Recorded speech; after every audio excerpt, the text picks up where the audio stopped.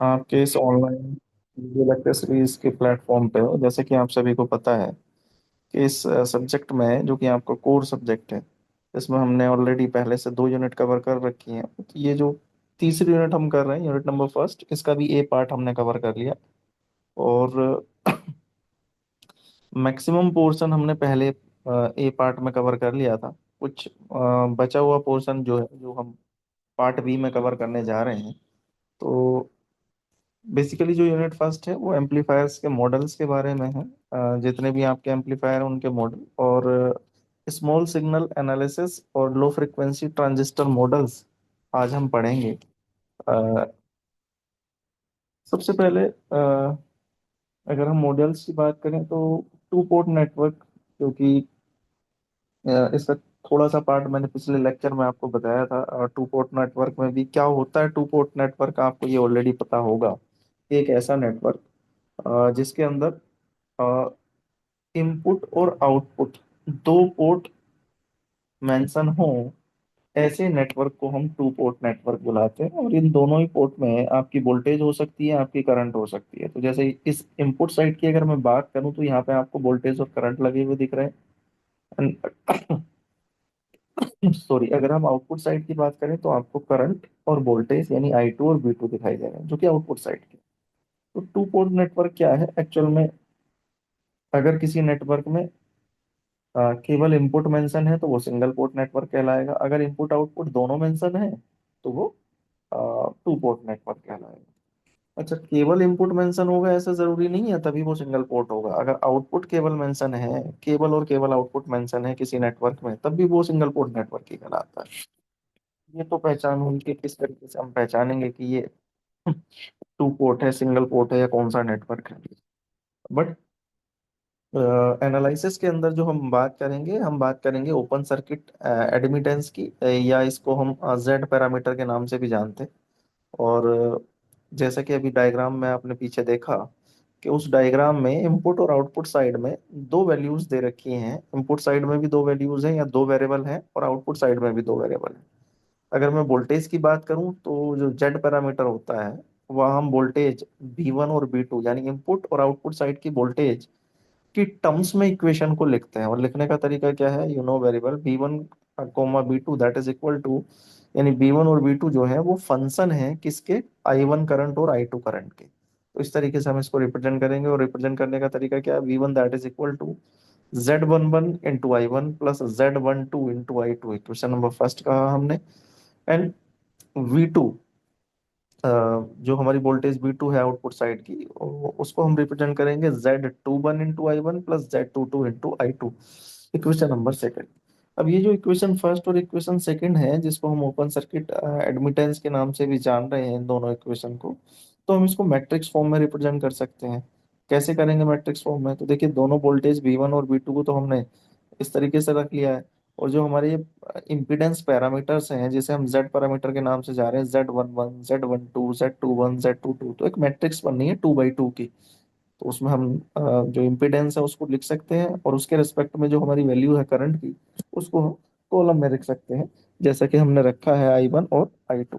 अगर आप इस मैट्रिक्स फॉर्म को ओपन करेंगे तो V1 और V2 की एग्जैक्ट जो ये ऊपर वाली इक्वेशन है वही आपको दिखाई देंगी बनती हुई। नाउ, जेड पैरामीटर को डिटरमाइन करने के लिए या किसी न्यूमेरिकल को हल करने के लिए हमें कुछ कॉन्फ़िगरेशन करने पड़ते हैं। और हम उन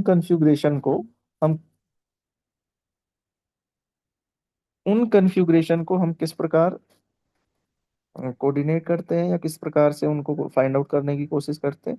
तो जैसा यहाँ पे लिखा हुआ है, ओपन सर्किट इम्पीडेंस पैरामीटर और जेड पैरामीटर। तो ओपन सर्किट इम्पीडेंस मतलब किसी ना किसी एक टर्मिनल को हमें ओपन करना होगा, देन कैलकुलेशन करनी होगी। तो जैसा कि आप देख पा रहे हैं फिगर नंबर ए में, हमने सबसे पहले लिखा है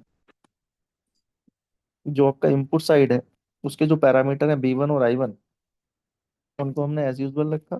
और जो हमारा सेकेंडरी पैरामीटर है, यानी सेकेंडरी साइड यानी आउटपुट साइड का जो पैरामीटर है, वहाँ करंट को हमने क्या लिया? I2 that is equal to 0। That means कि हमने इसको ओपन सर्किट कंसिडर किया है यहाँ पे ना, सेकेंडरी यानी आउटपुट साइड को। तो ओपन सर्किट कंसिडर करने का मतलब ही हुआ कि I2 करंट का मान 0 हुआ। अब हम इस I2 इज इक्वल टू 0 के लिए कैलकुलेशन करेंगे। सिमिलरली जो फिगर बी दिख रहा है आपको, उसमें हमने इनपुट पैरामीटर I1 को जीरो कंसीडर किया है, यानी ओपन सर्किट कंसीडर किया है। और वहां से कुछ हम जो रिलेशन है उन रिलेशन के थ्रू वैल्यू फाइंड आउट करेंगे।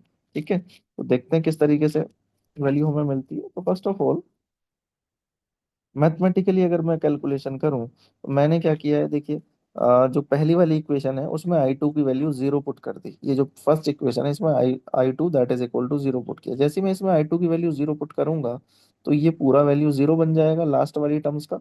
B1 that is equal to आएगा Z11 इंटू I1। अब यहाँ से अगर मैं आपसे पूछूं कि बताना कि Z11 की वैल्यू क्या होगी, तो आप कहेंगे I2 is equal to zero के लिए Z11 का मान B1 अपॉन I1 हो जाएगा। और यही जो हमारा Z11 है ये इनपुट ड्राइविंग पॉइंट इम्पीडेंस कहलाता है, जो कि आउटपुट साइड में आपका जो पोर्ट है वो ओपन सर्किट की तरह ट्रीट हो रहा है। सिमिलरली अगर मैं सेकेंड इक्वेशन में वैल्यू पुट कर दूं आई टू इक्वल टू जीरो, तो वहां से जो पैरामीटर निकल के आएगा वो होगा Z21। तो Z21 का मान क्या होगा, Z21 का मान होगा B2 अपॉन I1। कब, whenever I2 equal to zero. दूसरा, अगर मैं I1 equal to zero put कर दूं इक्वेशन फर्स्ट में, तो वहां से जो पैरामीटर निकलेगा दैट इज Z12। आप देख सकते हैं अगर हमने इस पहली इक्वेशन में I1 का वैल्यू जीरो रखा तो I1 जीरो रखते ही पहली इक्वेशन से Z12 कैलकुलेट करेंगे, और Z12 that is equal to हो जाएगा B1 अपॉन I2। यही यहाँ पे लिखा हुआ है, Z12 that is equal to B1 upon I2। और whenever I1 equal to zero, reverse transfer function impedance कहलाता है ये। सिमिलरली हम कैलकुलेट कर सकते हैं Z22। Whenever I1 equal to zero that Z22, तो Z22 का मान क्या होगा B2 अपॉन I2। तो ये हमारे आउटपुट ड्राइविंग पॉइंट इम्पीडेंस कहलाता है with input port open circuit, जब इनपुट पोर्ट हमारा ओपन सर्किट है। तो इस तरीके से आप Z पैरामीटर की न्यूमेरिकल वैल्यू भी कैलकुलेट कर सकते हैं। अगर किसी नेटवर्क में आपको इनपुट साइड का वोल्टेज दे दिया जाए और इनपुट साइड का करंट दे दिया जाए, तो Z11 निकल जाएगा, Z12 निकल जाएगा, Z21 और Z22 ये हम फाइंड आउट कर सकते हैं। जिस प्रकार हम Z पैरामीटर कैलकुलेट करते हैं, सिमिलरली उसी प्रकार अनदर स्मॉल सिग्नल एनालिसिस की अगर मैं बात करूं तो हम Y पैरामीटर यानी एडमिटेंस पैरामीटर भी कैलकुलेट कर सकते हैं। क्या क्या है, जैसे Z को हमने कहा था ओपन सर्किट एडमिटेंस, उसी प्रकार जो इम्पीडेंस पैरामीटर, उसी प्रकार जो short circuit parameter, short circuit admittance parameters हैं उनको हम वाई पैरामीटर के नाम से जानते हैं। तो ये जो वाई पैरामीटर हैं ये करंट के वैल्यू को रिप्रेजेंट करते हैं इन टर्म्स ऑफ वोल्टेज। तो यहाँ I1 और I2 जो है वो फंक्शन होंगे V1 और V2 के। I1 इक्वल टू वैल्यू होगा Y11 into B1 plus Y12 into B2, equation first बनेगा। उसी प्रकार I2 का वैल्यू होगा Y21 into B1 plus Y22 into B2, equation number second. Now इस इन इक्वेशंस को, दोनों ही इक्वेशंस को हम मैट्रिक्स फॉर्म में रिप्रेजेंट कर सकते हैं। I1 I2 इक्वल टू हो जाएगा Y11 Y12 Y21 Y22, और ब्रैकेट में कॉलम वैल्यू हो जाएंगी B1 इंटू B2। सिमिलरली हम बात करेंगे क्योंकि ये शॉर्ट सर्किट पैरामीटर है, शॉर्ट सर्किट में वोल्टेज हमारी जीरो होगी, तो हम पहले केस में आप देख रहे होंगे B2 को जीरो पुट कर रहे हैं। तो जैसे ही हम B2 को जीरो पुट करेंगे इक्वेशन फर्स्ट में, तो यहाँ से Y11 वैल्यू कैलकुलेट होकर आएगी। Y11 का मान होगा I1 upon B1 whenever B2 equal to zero. दूसरा, अगर हम दूसरी इक्वेशन में B2 की वैल्यू जीरो रखेंगे तो यहाँ से क्या कैलकुलेट होगा, यहाँ से Y21 कैलकुलेट होगा, और Y21 का मान आएगा I2 upon B1 whenever B2 equal to zero. ठीक है, सिमिलरली अगर मैं B1 equal to zero put कर दूं इक्वेशन फर्स्ट और सेकंड में दोनों में ही, तो वहां से मुझे Y12 मिलेगा और Y22 मिलेगा। तो Y12 आएगा I1 upon B2 whenever B1 equal to zero, और Y22 whenever V1 equal to zero. Value आएगा Y22 that is equal to I2 upon B2, और Y12 equal to I1 upon B2। दोनों value मुझे मिला, यानी कि Y parameter के दोनों ही वैल्यू मुझे मिल चुके हैं। स्मॉल सिग्नल एनालिसिस के अंदर ये जो पैरामीटर्स हम कैलकुलेट कर रहे हैं, कई बार ये आपसे कैलकुलेट करा लेता है। और ये जो टॉपिक हम पढ़ रहे हैं ये नए टॉपिक हैं जो जब से सिलेबस चेंज हुआ है, यानी केवल एक ही बार तब से पेपर हुआ है 22-23 के बाद, 24-25 में ये पहली बार ही टॉपिक इंक्लूड हुआ है। तो आप ये मान के चलिए इस फर्स्ट यूनिट में से यहाँ से कुछ ना कुछ बन सकता है ना। Open circuit parameter, short circuit parameter, hybrid parameter, ABCD parameter या टी पैरामीटर्स, यहाँ से सवाल बन सकता है। तो कई बार इनका डेरिवेशन पूछ लेता है। ये जो पोर्शन हम कर रहे हैं स्मॉल सिग्नल एनालिसिस के अंदर टू पोर्ट नेटवर्क के। ये आपके डेरिवेशन है। और यहाँ से न्यूमेरिकल तो कम ही बनेगा, और क्योंकि न्यूमेरिकल आपका नेटवर्क एनालिसिस में है, जो कि ऑलरेडी आप पढ़ चुके हैं, वहाँ पे टू पोर्ट नेटवर्क में कुछ पोर्शन था इसका जो जहाँ न्यूमेरिकल बनने की संभावना थी। बट यहाँ डेरिवेशन और थ्योरी के क्वेश्चन जरूर बनते हैं। थ्योरी के क्वेश्चन में भी आपसे डेरिवेशनल पोर्शन ही पूछा जाता है। तो हाइब्रिड पैरामीटर क्या होता है? The hybrid parameter are wide uses in electronic circuit. बहुत ज्यादा यूज होता है इलेक्ट्रॉनिक सर्किट में, specially in constructing models for transistor. अभी यहाँ जो हम कर रहे हैं वो ओपम का मॉडल, यानी ट्रांजिस्टर के थ्रू एक ओपम का मॉडल डिजाइन करने की कोशिश कर रहे हैं। In this case, voltage of input port and the current of output port are expressed in the terms of current of the input port and voltage of the output port. The parameter are dimensionally mixed, and due to this reason, these parameter is called as hybrid parameter। यहाँ पे क्या है, देखिए वहां जब हम बात कर रहे थे इम्पीडेंस की और एडमिटेंस की, तो पैरामीटर एक ही चीज के ऊपर निर्भर कर रहा था, या तो वोल्टेज या तो करंट। ठीक है। अगर मैं इम्पीडेंस की बात करूं तो वहाँ आप देख रहे थे हम करंट को कंसीडर करके कैलकुलेशन कर रहे थे। जब हम एडमिटेंस पे आए, यानी वाई पैरामीटर कैलकुलेट किया, तो हम वोल्टेज को एक तरीके से कांस्टेंट शॉर्ट सर्किट मानते हुए कैलकुलेशन कर रहे थे। बट हाइब्रिड पैरामीटर में क्या होगा? हाइब्रिड पैरामीटर एक ऐसे पैरामीटर्स होते हैं जो दोनों वैल्यूज, करंट और वोल्टेज दोनों की वैल्यूज के ऊपर निर्भर करें। ऐसे पैरामीटर हाइब्रिड पैरामीटर कहलाते हैं। तो जैसा कि आप देख भी रहे हैं, v1 comma i2 that is equal to is a function of i1 comma v2। इसका मतलब ये b1 और i2 जो है ये फंक्शन है आई i1 और b2 के। तो इक्वेशन क्या बनेगी? तो पहली इक्वेशन बनेगी according to the hybrid parameter v1 equal to h11 i1 plus h12 b2। हमने इक्वेशन फर्स्ट का है इसको। उसी प्रकार हम अगर करंट पैरामीटर यानी i2 कैलकुलेट करें, तो i2 equal to h21 into i1 plus h22 into b2। Equation number second कहा। इन दोनों ही इक्वेशन को हम मैट्रिक्स फॉर्मेट में रिप्रेजेंट कर सकते हैं। कैसे? b1 i2 ये हमने कॉलम में लिखे वैल्यूज, और ये जो h11 h12 h21 h22 है, इनको हमने हाइब्रिड पैरामीटर से रिप्रेजेंट किया मैट्रिक्स फॉर्म में, h11 h12 h21 h22। और करंट को हमने कॉलम फॉर्म में लिखा है, करंट और वोल्टेज को i1 b2। यहाँ से मैं पहली कैलकुलेशन जो कर रहा हूँ, जैसा आप देख पा रहे होंगे, whenever we are putting B two equal to zero, दोनों ही इक्वेशन में अगर मैं B two equal to zero put करूंगा, तो पहला पैरामीटर मिलेगा h11। h11 का वैल्यू क्या आएगा? यू नो, जैसा कि आप देख पा रहे हैं, अगर मैं B two equal to zero रखता हूँ इक्वेशन फर्स्ट में, ये आपकी इक्वेशन फर्स्ट में जैसे B two equal to zero रखा, तो ये दूसरा वाला पोर्शन जीरो हो जाएगा।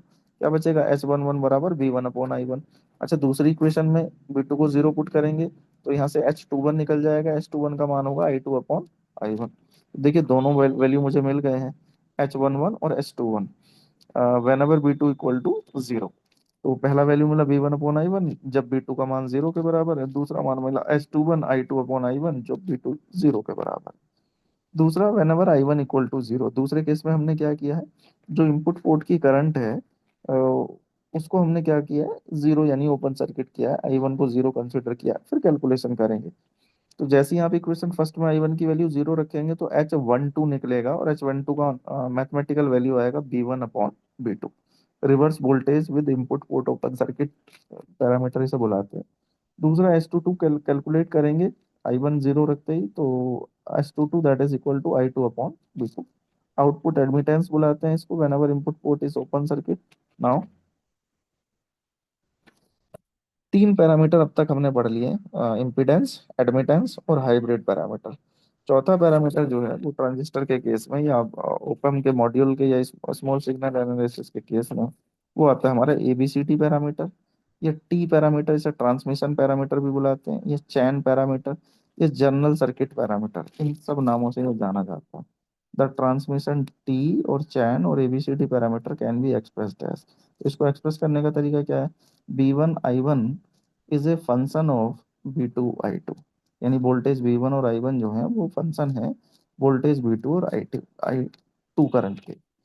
इक्वेशन अगर हम लिखना चाहें तो कैसे लिखेंगे? तो इक्वेशन होगी b1 equal to A capital A V two minus B I two equation first. ऐसे ही अगर मैं करंट आई वन की इक्वेशन लिखना चाहूँ तो वैल्यू होगी C V two minus D I two. Now इसको हम मैट्रिक्स फॉर्म में भी रिप्रेजेंट कर सकते हैं।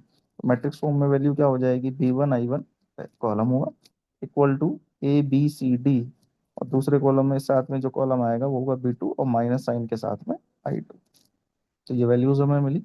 अब अगर मैं यहाँ से ए बी सी डी और टी पैरामीटर निकालना चाहूँ तो पहले केस में मैंने आपने आप देख रहे होंगे हम कंसीडर कर रहे हैं वेन एवर आई टू यानी open circuit, I two equal to zero, इसका मतलब ओपन सर्किट ना। और दूसरे केस में हम आउटपुट साइड में बी टू को जीरो कंसीडर कर रहे हैं, ठीक है। तो वैल्यू क्या निकलेगी चलिए देखते हैं। Whenever I two equal to zero, दोनों इक्वेशन में पुट किया तो ए का मान आया B one upon B two whenever I two equal to zero. और whenever I two equal to zero C का मान आया I one upon B two, दूसरी इक्वेशन में वैल्यू पुट करके whenever I two equal to zero. दूसरे case में हमने क्या किया, बी टू को जीरो के बराबर पुट किया। तो जैसे ही बी टू जीरो पुट करेंगे तो बी यानी बी का वैल्यू आएगा बी वन अपॉन माइनस के आई टू। और सिमिलरली अगर मैं बी टू जीरो पुट कर रहा हूँ तो डी का मान आएगा आई वन अपॉन माइनस के I two. Reverse current ratio with receiving end short circuited the passive network, all four T parameter are positive since I2 is itself negative और minus I two is positive. देखिए यहाँ पे क्या देख रहे हैं आप, ये जो माइनस आई टू है ये डायरेक्शन को रिप्रेजेंट कर रहा है, ठीक है। तो एक्चुअल में इसका मैग्नीट्यूड जो है पॉजिटिव ही होगा। तो ये केवल डायरेक्शन को रिप्रेजेंट करने के लिए इस तरीके का नेटवर्क में दिखाया गया है। और ये पैसिव नेटवर्क सभी के सभी टी पैरामीटर में जो है वो पॉजिटिव होते हैं, जो भी वैल्यूज होती हैं। I two itself is negative, I two automatically अपने आप नेगेटिव है। तो नेगेटिव और साइन भी बीच में नेगेटिव आ रहा है ना, तो जो टोटल वैल्यू बनती है वो पॉजिटिव हो जाती है। तो ये हमारे ओवरऑल फोर पैरामीटर्स थे। अब इन ओवरऑल फोर पैरामीटर्स को हम एक दूसरे के टर्म से रिलेटेड करेंगे, जैसे Z parameter in terms of other parameter. अगर हम जेड पैरामीटर को अदर पैरामीटर के टर्म्स में कैलकुलेट करें, जैसे जेड पैरामीटर को वाई पैरामीटर के टर्म्स में कैलकुलेट करें, तो किस तरीके से ये काम किया जा सकता है। तो एक दूसरे के ऊपर क्या निर्भरता है इनकी, तो जैसे आप देख पा रहे हैं ये वाई पैरामीटर की जो वैल्यू होती है, आई वन इक्वल टू होता है Y one one into B one plus Y one two into B two, और आई टू इक्वल टू होता है Y two one into B one plus Y two two into B two equation two. Matrix form में इसको put किया तो I one I two Y one one Y one two Y two one Y two two B one B two. Now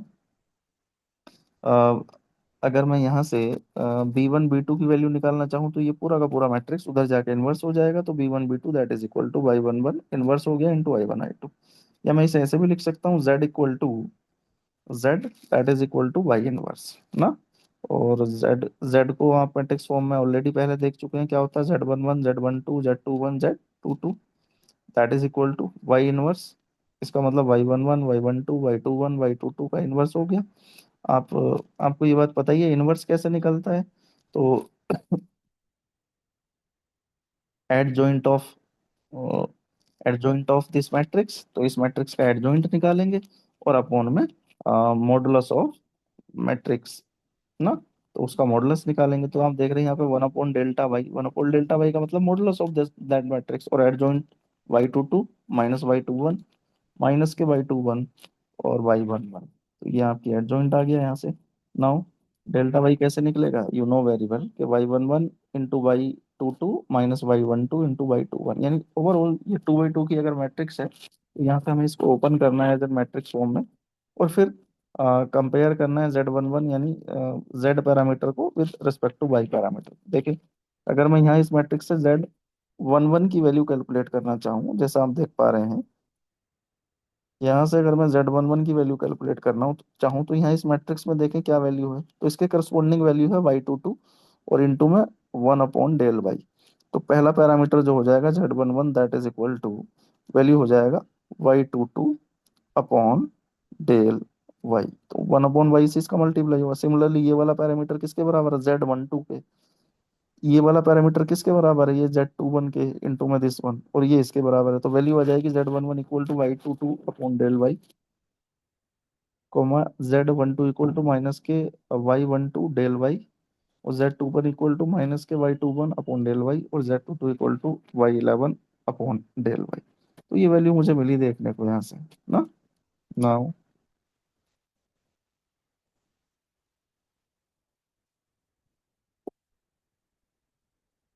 Y parameter in other parameter, ये तो हमने बात की Z parameter की। अब वाई पैरामीटर देख लेते हैं। तो वाई पैरामीटर के लिए भी आपको पता है value as it is B one equal to Z one one I one plus Z one two into I two, V two equal to Z two one into I one plus Z two two into I two. Equation first second matrix form में represent किया, B one B two Z one one Z one two Z two one Z two two I one I to.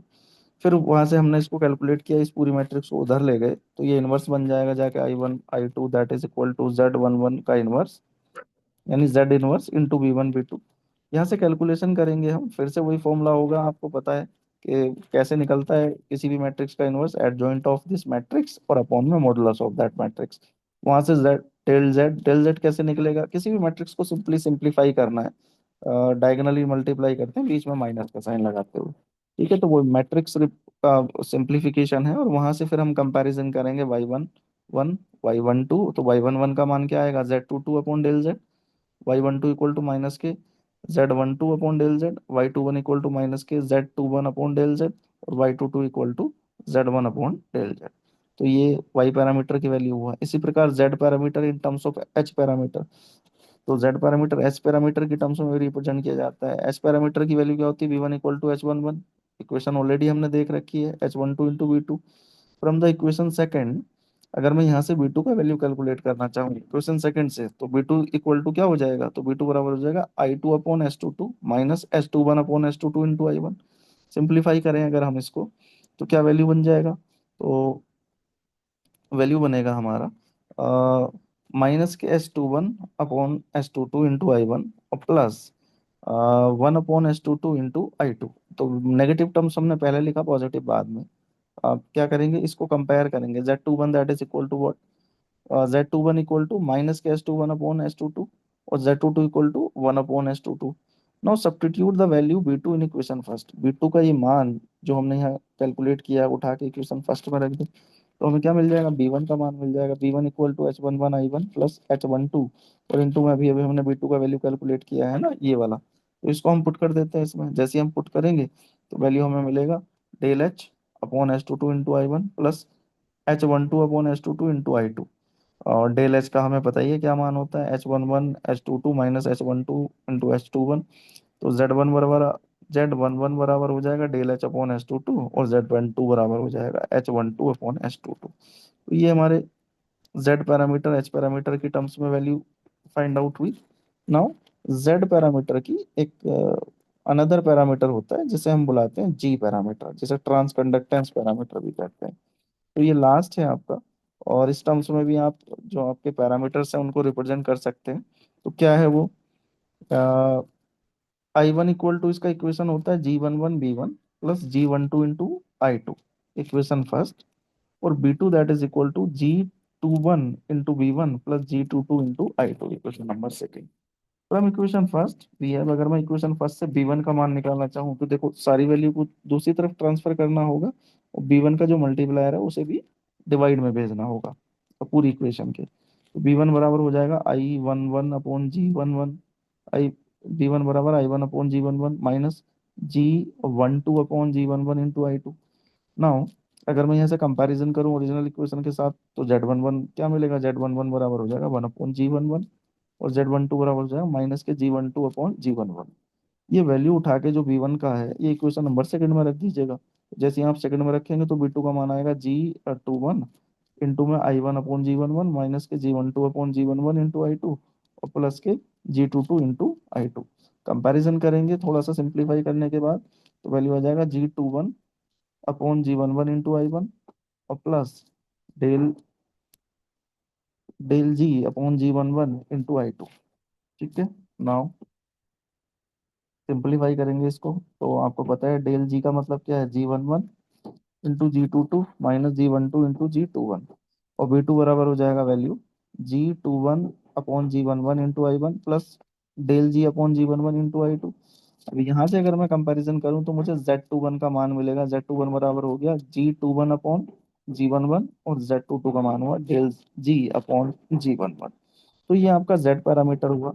In terms of g parameter के। तो ये small signal analysis के अंदर हमारे आ, 5 topic आज हमने डिस्कस किए हैं, जो आपके इस यूनिट नंबर फर्स्ट के पार्ट सेकंड में हमने इंक्लूड किए हुए हैं। यहाँ से कोई सा भी एक या कोई भी दो इंटर रिलेशन आपसे पूछे जा सकते हैं।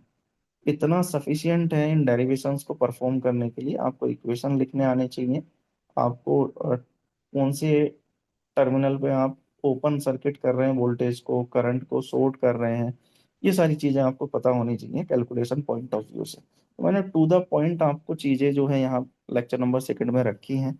इससे ज्यादा बहुत कुछ हमें नहीं करना है इस वाले पोर्शन में। और ये आपकी यूनिट फर्स्ट कवर होती है यहाँ पे। पहले वाले पोर्शन में अभी हमने बहुत सारी चीजें कवर कर ली थी। जितने भी टाइप के स्पेशल मॉडल ऑफ एम्पलीफायर हैं यहाँ पे जिनको हमें इंक्लूड करना था, वो हम कर चुके हैं ऑलरेडी। आज के लिए इतना ही। आप सभी का लगातार बने रहने के लिए एक बार फिर से बहुत बहुत धन्यवाद।